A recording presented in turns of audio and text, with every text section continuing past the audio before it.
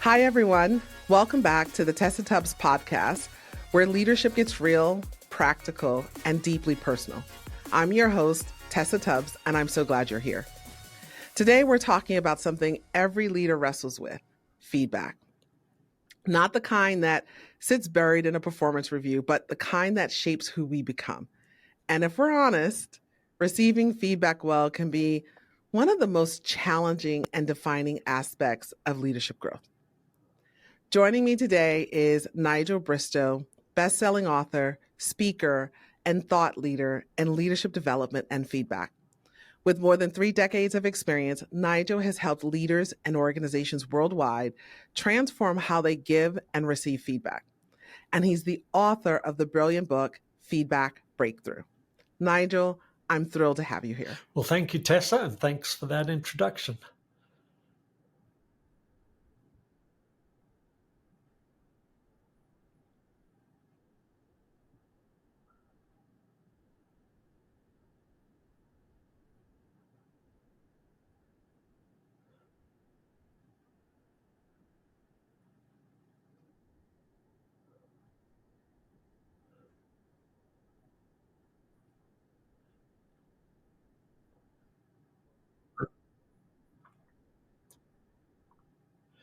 Well, I think the primary one is the notion that feedback has to be accurate to be helpful.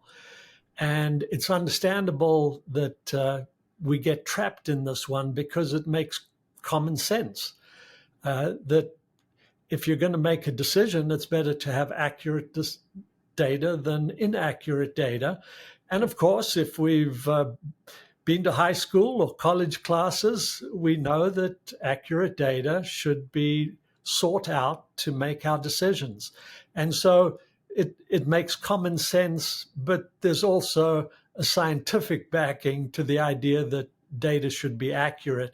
And that's why it's so hard to dispel this myth, because we're wedded to it. That makes a lot of sense. It's not just the common sense, but the social conditioning and the environments we grew up in that reinforces that myth, is what I'm hearing you say. Is that correct?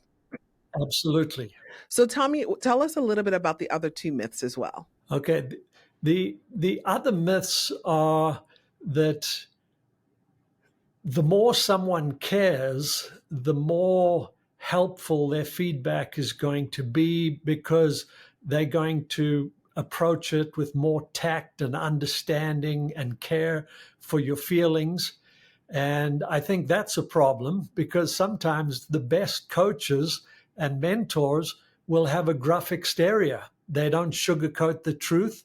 They don't beat around the bush. They just get to the point and tell you things that may be uncomfortable for you to hear, but it's perhaps the most important message. And so we need to dispel the idea that the feedback giver needs to be giving us the feedback in a very tactful and diplomatic way. The truth is, we learn more from straight talkers than we do from diplomats. The other myth is that feedback has to be constructive to be helpful. The problem with this myth is every person has a different definition of what constructive means. To one person, it might be it's delivered with tact and consideration.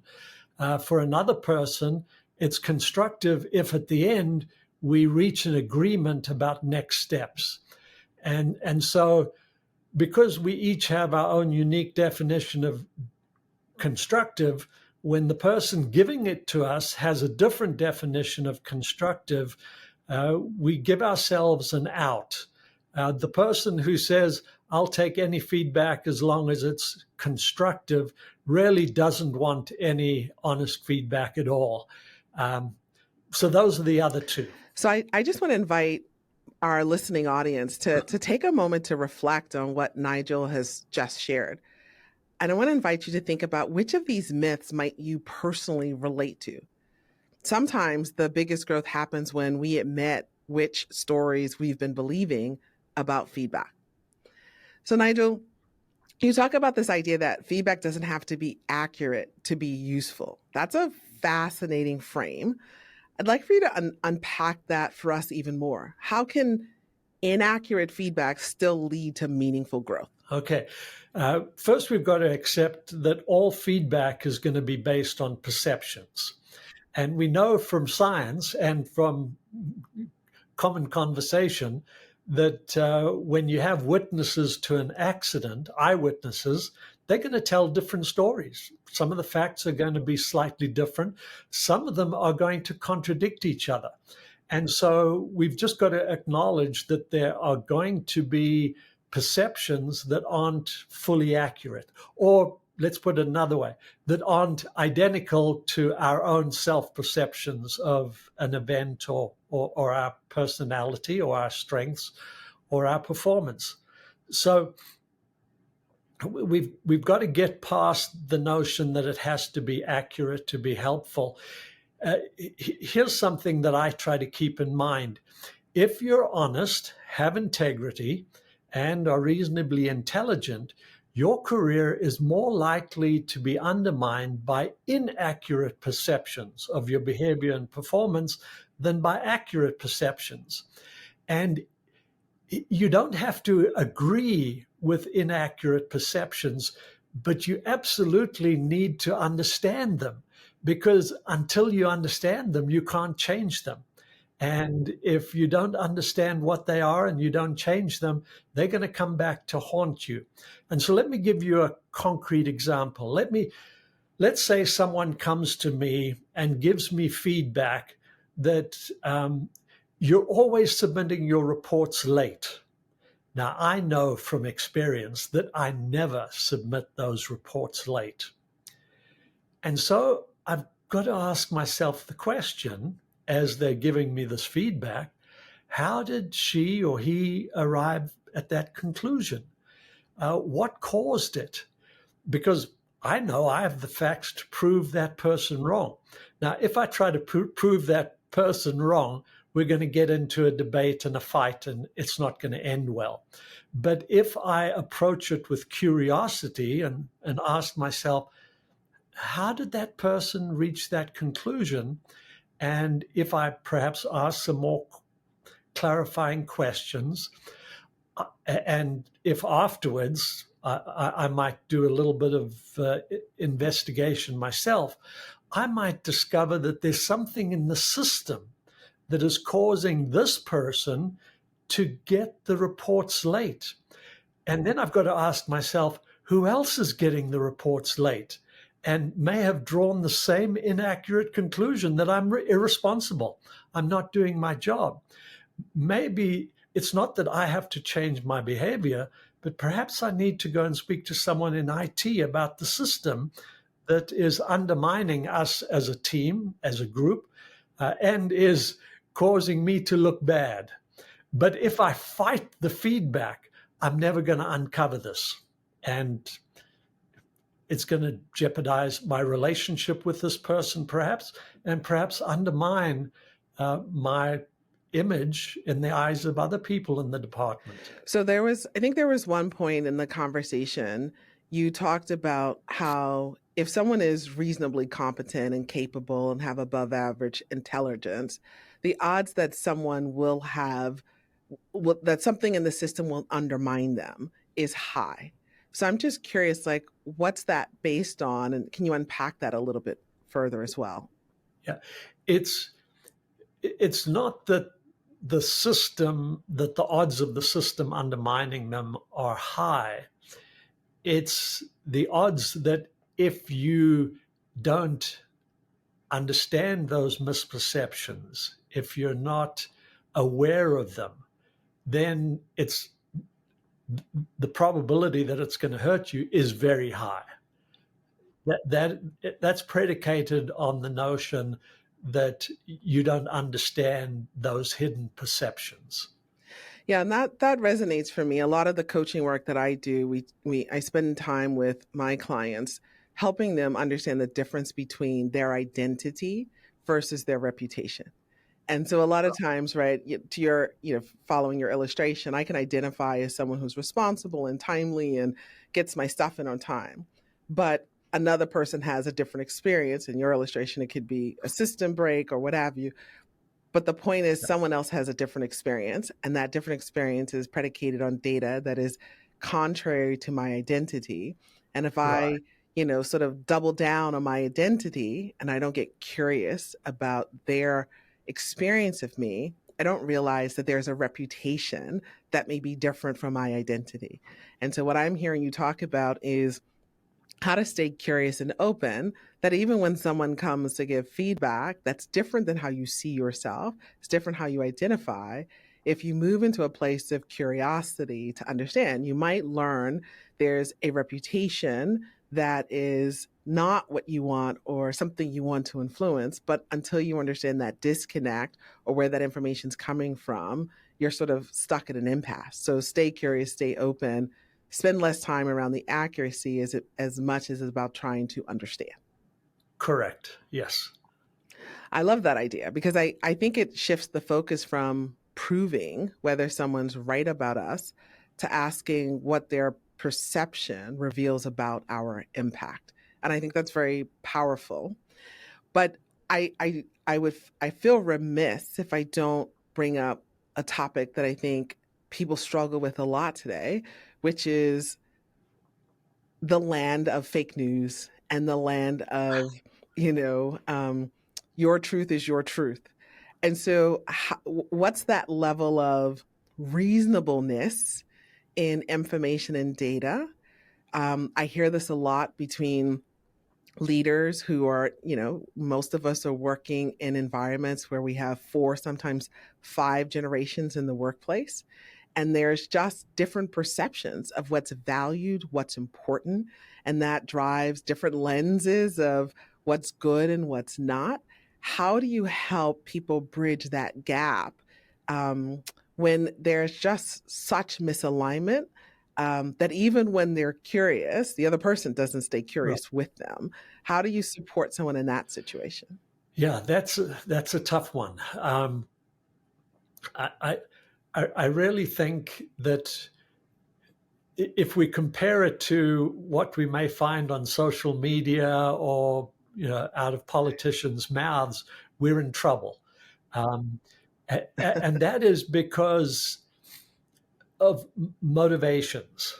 So if someone shares something with me that's, in my view, inaccurate, one of the things it might cause me to do is question their integrity. Are they twisting the truth? Why are they twisting the truth? Are they out to get me? Um, Now, we may be wise to, be skeptical when we listen to politicians, etc. But if we're automatically skeptical when we listen to our colleagues, it's going to undermine us. It's going to cause us to mistrust them. It's going to undermine teamwork and relationships and collaboration, etc. And so the operating principle should be this person is sharing something and it's a gift. Now, Right. the Buddha said, look upon the person who tells thee of thy faults as if they had given thee a hidden treasure. And I think of it as a treasure map, right? Not everyone's good at cartography. The map's not going to be perfectly to scale. They may leave out some of the details that we think are important. They may include details that we think are irrelevant. But if we think of it as a treasure map and we don't judge them based on their map drawing skills, we just say, hey, there's a hidden treasure in here. How do I find that gift? So my operating assumption is this person is sharing this with me because they think it'll help. They may not have the skills, they may not have all the facts straight, but if I treat it as a gift, if I look upon them as a gift giver and don't judge them or apply the political skeptical lenses that I use out in the world, then it's going to be a whole different conversation. I take the burden upon myself to be curious, I don't put it on them to be curious. Now, sometimes in my curiosity, I will ask what I call questions of discovery or clarification questions. And sometimes those questions, as long as they're not aggressive questions, like, are you serious? That's a question, but it's an aggressive question. Or if I say, what do you mean I get defensive? That's again an aggressive question. But if I ask curious questions, help me understand what led you to this conclusion. Help me understand what specifically should I do differently in the future. And I put the question in the future rather than the past. That's more likely to trigger their curiosity and get them engaging with me than asking aggressive questions or trying to correct their perception. Yeah, I think that's really solid advice and counsel. And I can see how if we apply that the vast majority of the time, it will serve us well. The one thing that I do want to also leave room for, I'd love to get your perspective on for our listening audience is, well, what happens in that 20%? When you are in a pretty political environment, this is someone who is trying to undermine or take something that's yours, you've worked hard for. That does exist out there. So how do you find that? How do you sort of discern when that conversation or how do you navigate, how do you counsel people to navigate those situations and those dynamics? Because that political agenda lens doesn't just exist in the social media world. I know I hear this quite often with my coaches or coachees, especially when you're at the top of the pyramid and you're at the top of the pyramid, you're at the top of the organization. There are fewer roles, fewer opportunities, and more people who want your seat.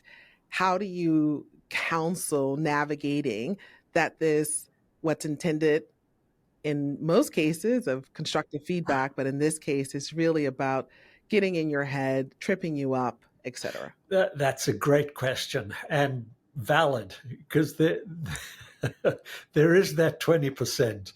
Right. And so I want to share a quote from Benjamin Franklin, one of my favorite founding fathers. He said, "Love thy enemies, for they will tell you your faults." So the person doesn't have to be in your corner, and they may have an ulterior motive, and they may be out to get you. Until you understand where they're coming from, you're not going to be able to perhaps deflect it. So let's say someone is out to get me. They've done me a favor by sharing their perception, because then I've got to ask myself, whose ear does this person have? If they're sharing those perceptions, how could it hurt me? Are there some things that I need to do to protect myself?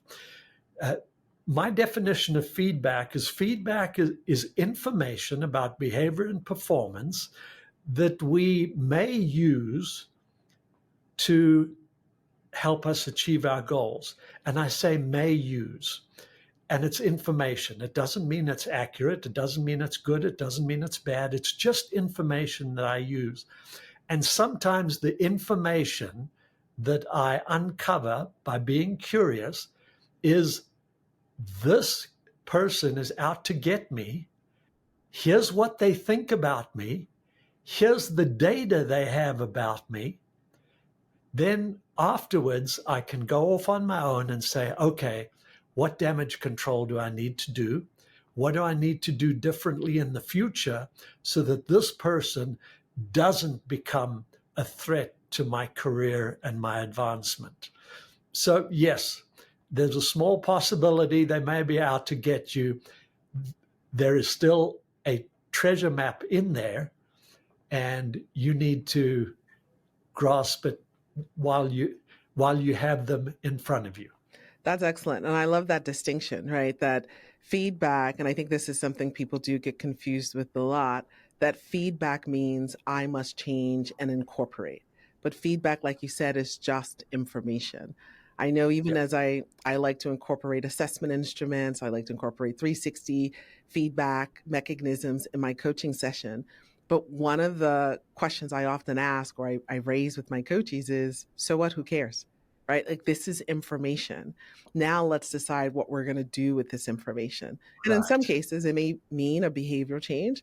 In other cases, it's intel, like you're saying. It may be a shift in networking and relationship engagement. But I love the notion of how do we stay curious and open to feedback when we treat it as data and just information. It's a lot easier to do that. Yep. Absolutely. Well, another myth you challenge is that feedback has to feel comfortable to be effective.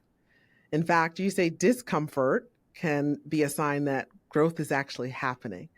And so this notion, how can leaders lean into that discomfort instead of shutting down?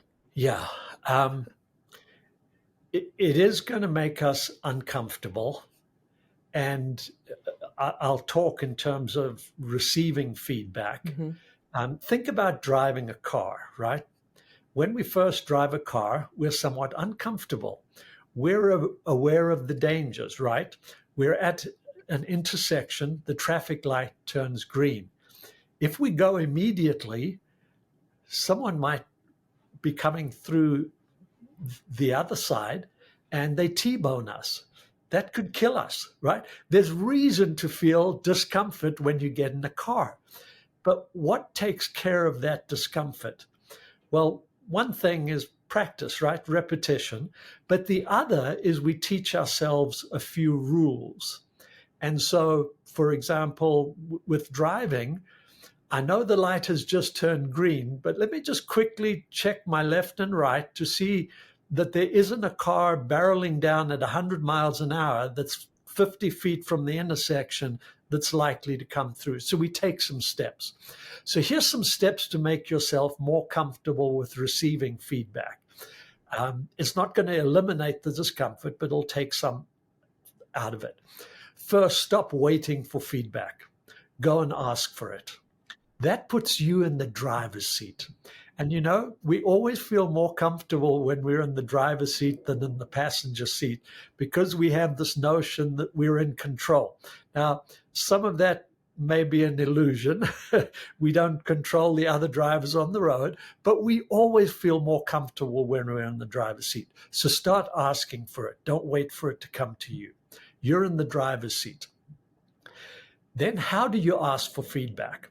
Don't ask for, in quotes, feedback. The problem is the word feedback itself has baggage. I think it was Oscar Wilde said, we all admire the person who comes to us for advice, right?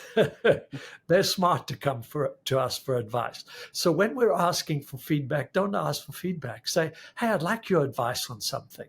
Oh, wonderful. Just a small change in word.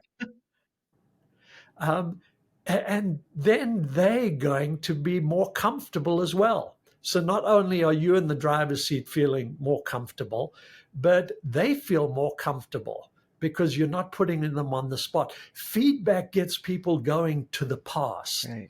And we can't change the past.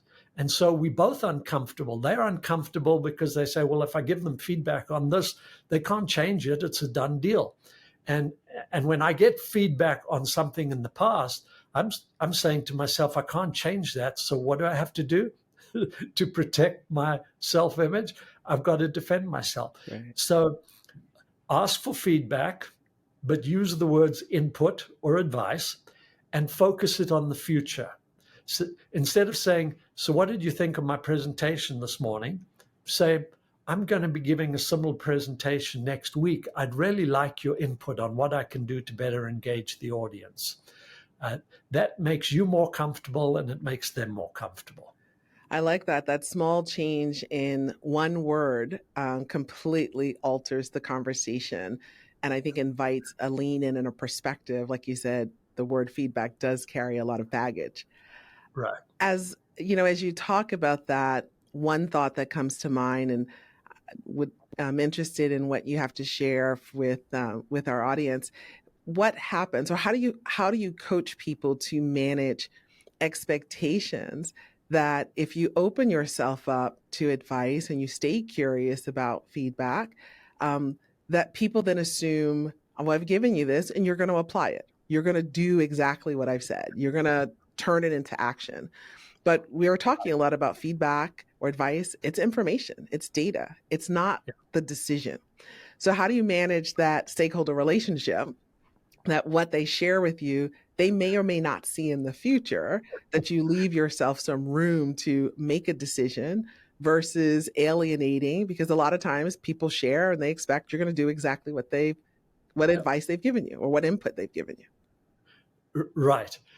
And so one of the things I encourage people to do is after they've received the advice or input, or let's say they didn't initiate it and someone gave them feedback, there is sometimes the expectation that you're going to change, you're going to do something with it.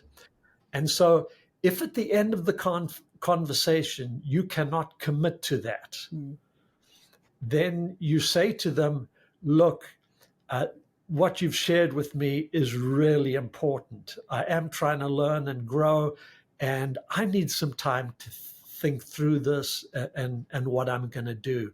I hope that's okay with you. And can we get back together tomorrow sometime?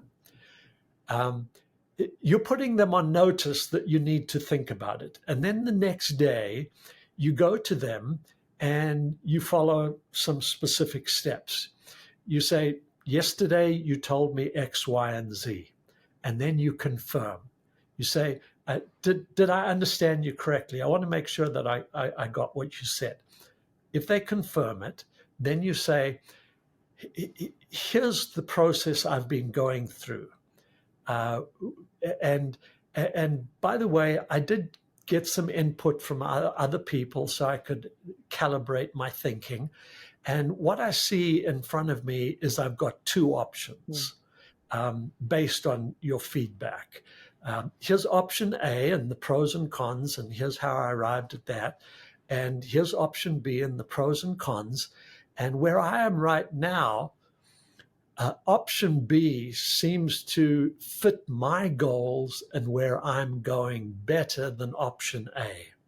And I know from your feedback yesterday that option A is probably what's in your head.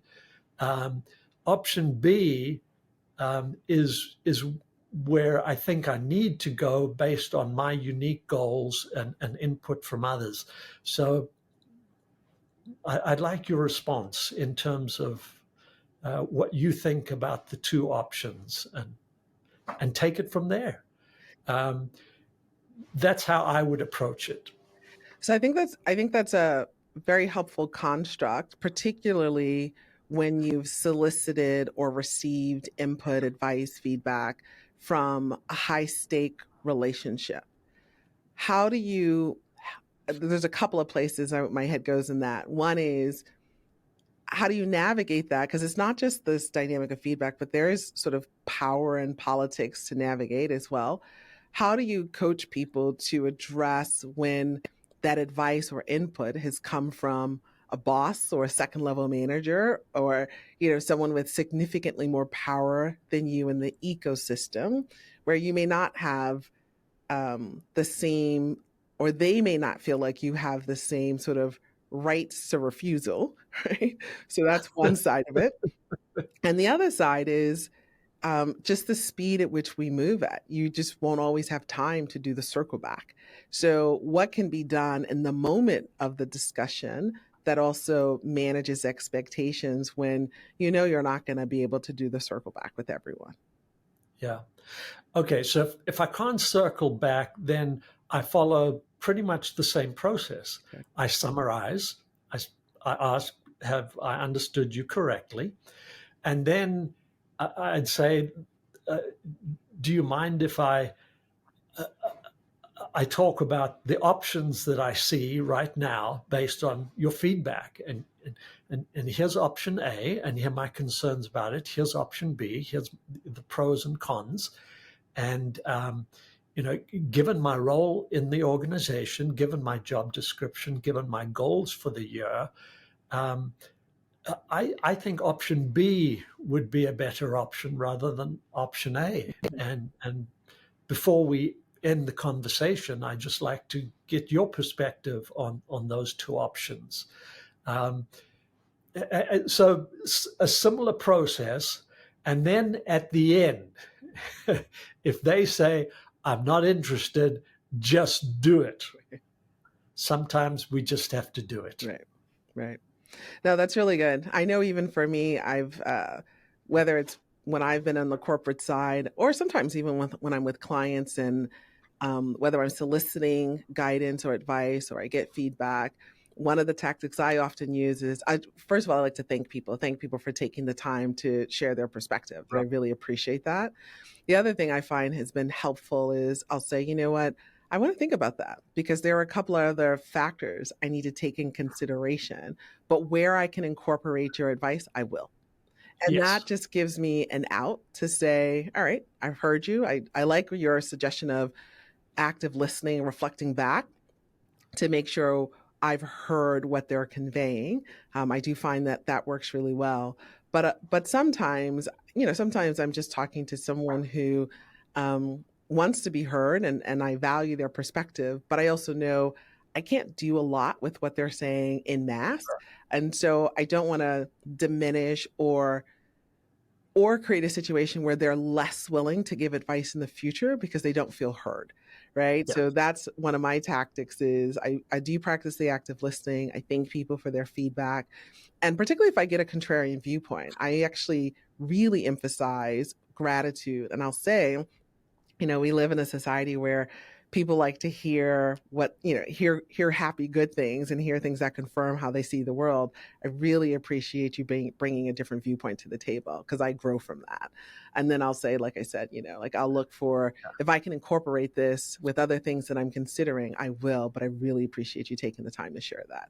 I find that goes a long way, but also, creates that space for that I need, that this is information versus this is turning into a decision.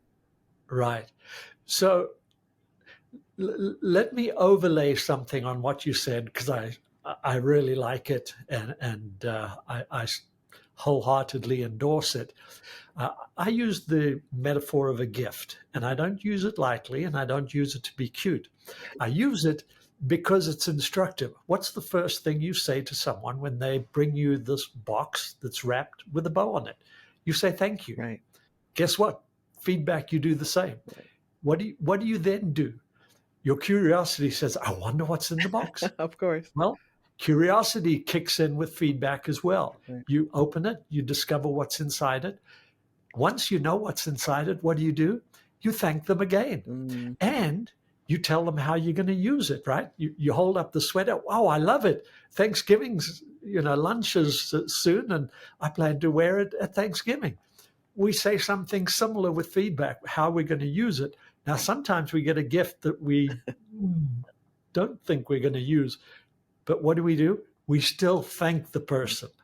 And then we put it on the shelf because maybe there'll be an opportunity to use it down the road. Right. And so the gift metaphor isn't just to be cute. It really is instructive. That's good. I love that. So for our audience listening, and for those of you leading teams, take note when feedback stings a bit. Just based on what Nigel's sharing with us, that moment can actually be a mirror and not a verdict. And I love this notion of stay curious, express gratitude, and remember, it's just data. It's just information. And you get to decide what you do with that. So finally, Nigel, what are some practices that help leaders build resilience in receiving feedback so that it becomes a source of strength rather than stress? I mean, you gave us the illustration of, what it's like to drive a car and how, there's real danger in that. And one of the ways to get through it is practice. So how do you build that resilience in receiving feedback so that, it doesn't hurt the ego as much? It doesn't trigger old tapes and self-doubt. How do you really use it to become a source of strength rather than stress? Well, unfortunately, I'm going to be reiterating what I've already said, and you used the word, there's practice, and ask for it, and ask for it, and ask for it again. Um, Ask your colleagues, ask your customers, ask your direct reports, ask your team members, ask your boss. You really need to get into the routine of asking for feedback. And again, don't use the word feedback. Ask for advice, ask for input, and that'll build the resilience. I think resilience also comes from having hope. And I think of salespeople who get rejected, right? Not every sales call is going to lead to a result. And I think we need to prime ourselves that not every request for advice or input is going to be an eye-opening experience that opens up opportunities for us in our own growth and development and in our careers. Accept that sometimes it's not going to go the way you want it to, but dwell on those cases, and I think they'll be the majority, where it does go well. And you used the word gratitude. Take time sometimes to reflect, and if you're into journaling, do that as well. Ask yourself what you learned from that conversation, and be grateful for it. Be grateful for the opportunities that it gives you. Be grateful for the pitfalls that it's alerted you to. Be grateful for the light that was shone on a blind spot that could have derailed you down the road had you not been aware of it. So count your blessings might be a way to do it. Resilience is born of hope. And I think the majority of these conversations, particularly when you initiate it, are going to give you some things that give you hope, some concrete suggestions and ideas that'll help you achieve your goals. Yeah, and I particularly love the emphasis around hope to continue to pursue and press forward. I think it is worth repeating, to remind people to seek feedback, to ask for feedback. Don't just wait to receive guidance or input or advice, but to pursue it. I do also want to call out, because I find the journey of building resilience looks really differently depending on, this is a bit of a stereotype, but the generation that I'm dealing with, right? So what does the journey of resilience look like for a boomer versus a Gen X versus a millennial versus a Gen Z? That looks really different. And so I think hope feels different. I can see each of those generations buying into the notion of pursuing and seeking feedback. But I'm curious, what tactics have you found is helpful? It's that internal conversation. That's what I find where people get tripped up, where I've never heard this before, and it just rocks how I see myself. And they're just sort of stuck in that. They're stuck in, it feels like a punch to the face, and I don't know what to do about it. Or it's triggering because it's, a lot of times in my coaching conversations, what starts is work feedback, probably month 6 or 7 starts to turn into, my wife has been saying this for 20 years, or my son has been saying this to me, or my husband has, and suddenly people are struggling with, there's this world that people experience about me that's so different, and it's a gut punch, and I just don't know how to process it. So even when it's just information, it's this journey of that internal conversation of, how do I keep getting back up? How do I push through the discomfort? How do I diminish the noise? Even though I want to be curious and I want to be hopeful, I just don't know how to do that. Right. And I think when someone else initiates the feedback conversation and starts giving you feedback, it can catch you by surprise, and you can sort of have these mental roadblocks where you don't see a way forward. And it is perfectly okay to say to the person, I need to think about this. I really need time to think about this. And take a time out. I remember someone from Boeing in one of our workshops saying that their boss used to scream at people. But she said he had never screamed at me before. And then one day he screamed at her and she didn't know what to say. And what came out of her mouth was, I'm sorry, I can't take this. And she turned on her heel and walked out. It wasn't an educated response. It was just the shock. And she said, I can't take this. I'm going to have to leave. And she left.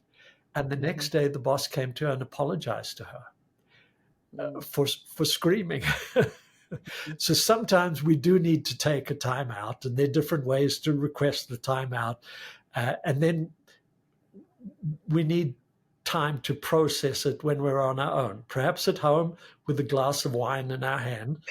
And then part of that processing is to examine the stories we tell ourselves.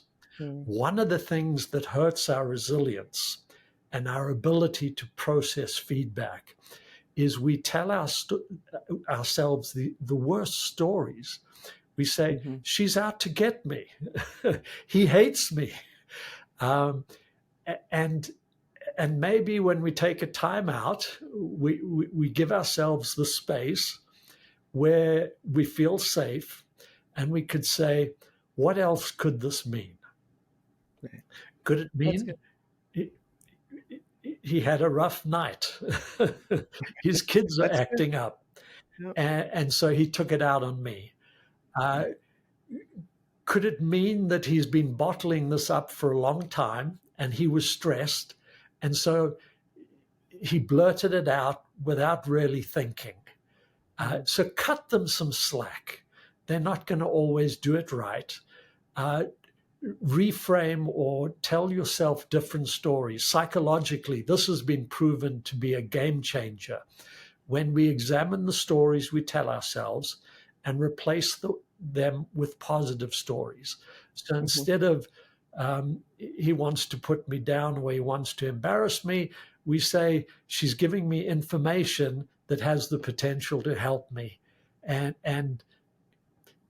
isn't that better that she told me than she kept it to herself?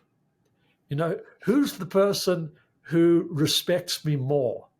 Is it the person who tells me the truth because they believe I can handle the truth, or the person who never tells me the truth because they think I'm too fragile, I'm too defensive, I'm incapable of hearing the truth, I'm still a child? Who respects me the most? So we need to reframe some things by examining our current stories and perhaps substituting some others.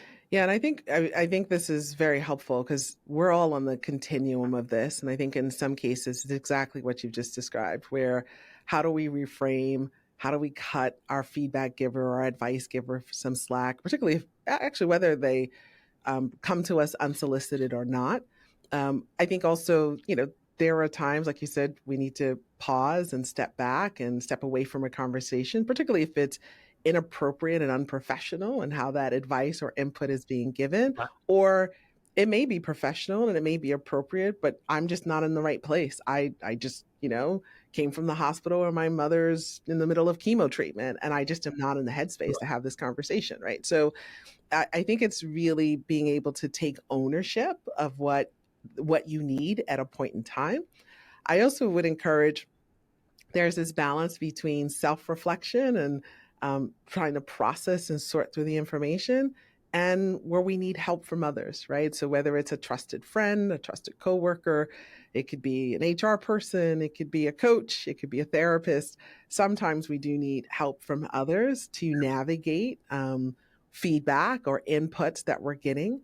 I also, I've seen this in my own career, and I counsel others as well, is also be careful of the one-off perspective, right? So you have one person that has a viewpoint. Yeah. That's not true of what most people have, right? And so it's being able to, you know, remove the outliers a bit, or note them, but make them outliers, right? And you may want to spend some time observing and assessing your situation, your circumstances before you make it into a bigger dot point or a data point than it needs to be. But I think what you're sharing with our readers is really powerful on this journey of, like you said, receiving feedback as a gift. We're all on, a very varying journeys around this. And I know our leaders are already seeing feedback through a new lens based on this conversation. But before we wrap up, where can people learn more about you, your book, and your work? Okay. Well, I have a website, feedbackbreakthrough.com will take you to the website. The book, awesome. The Feedback Breakthrough, would also be a good place to start. And the book's available on Amazon. So thank you for asking the question, Tessa. The Feedback Breakthrough, it's available as an ebook, a hardcover, or a softcover. Wonderful. Friends, if this conversation resonated, we've created a free feedback reflection guide. It's linked in the show notes and at tessatubbs.com. And if you found this episode helpful, I'd love for you to follow me on LinkedIn, subscribe on YouTube, and share this episode with someone who's ready to lead with more humility and growth. Until next time, lead the change you envision.